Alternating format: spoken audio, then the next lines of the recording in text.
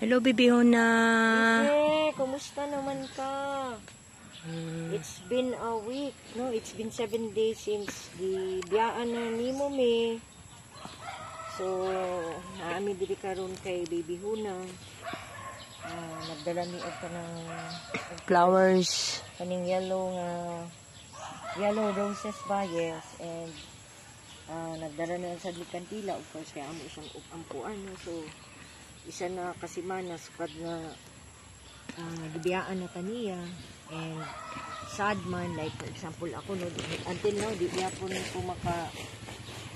gyapon mawala si Baby Huna, no, kay ang ingon dito ko, no, ang connection ba, ang connection nako sa iya, ang connection namo ni Ate Perlit na murag permanente Namin din eh. everyday, pero makapangita jud paagi nga makavisit ni sa iya day, and gina-spend din namo ang whole of my day, no, sa amo, or you know, half of the day, no, sa amo ang adlaw, no, on a weekend.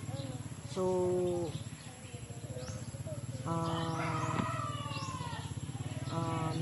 ningawo naman ta sa iya, ha, but ang like ako ang ginaisip lang gid nako is kanang dili na sa mag suffer pa sa kung unsa ang pain ang iyang maramdaman, and you know, dili na sa mag-isip ni. So salamat, Brad, kagagawan sa isa ka tao nga dili makatao, no, ang nahitaboan. So sad to say lang gid kay wala tay evidence kung kinsa ang nagbuhat og dili maayo sa kay Baby Huna talaga. So morning ang dautan nga iyang gibuhat ni result gid sa ingani nga namatay gid si Baby Huna talaga.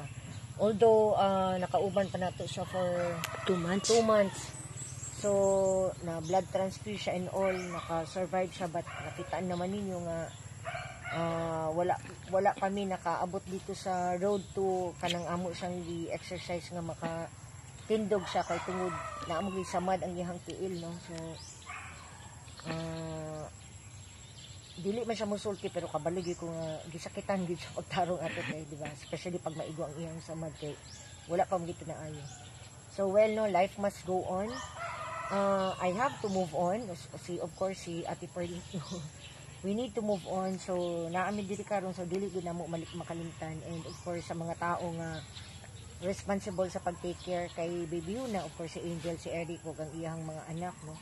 Minsan na apa ang mga neighbors, no, nga naagid sila diri nga especially pag visit ni kay Baby Huna. So makasad lang, pero wala gibiyaan naman gid ta. So mauna sa, no, mauna sa ang reality sa kinabuhi talaga nga si Lord lang gid ang nakahibalo ni sa tanan, no.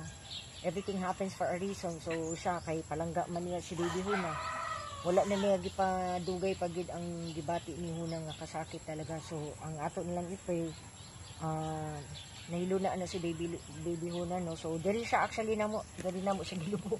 Napalong te, oh.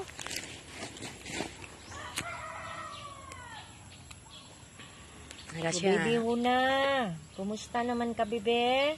Nanapod mi dere, Bibi. Nanasad mi dire.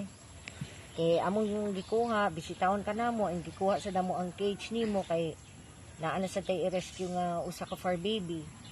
But ang kalahi lang at ani sa iya, ha, wala ni siya gipasakitan.